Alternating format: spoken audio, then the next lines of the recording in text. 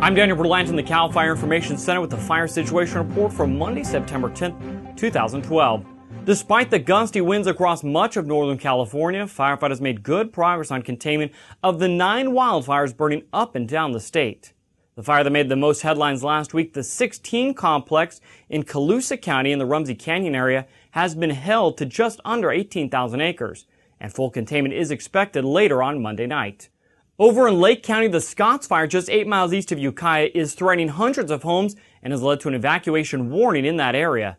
That fire started Friday, September 7th, and is currently over 4,600 acres and is 15% contained.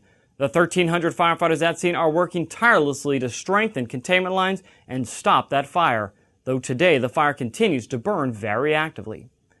Over to the Stafford Fire up north, just about 5 miles southeast of Hayfork in Trinity County. That fire has grown to about 4,500 acres with 45% containment. CAL FIRE and the U.S. Forest Service are working hand in hand to get that blaze under control.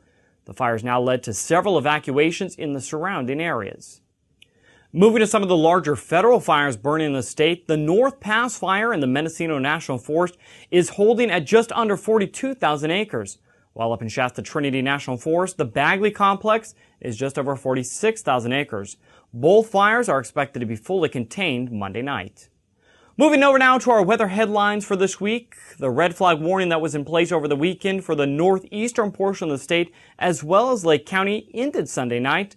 However, that very dry and warm weather is expected to continue across much of Northern California with winds increasing out of the north.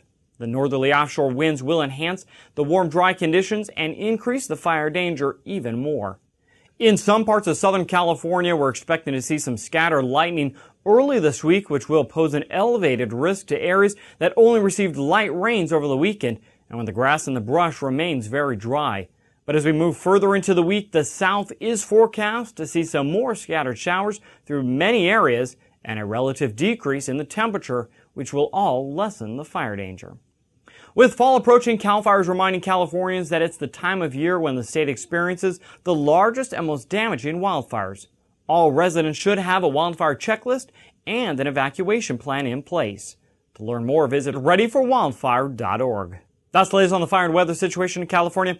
I'm Daniel Berlant. As we leave you today, we'd like to take a moment and remember the nearly 3,000 men and women who lost their lives in the September 11th attacks in 2001.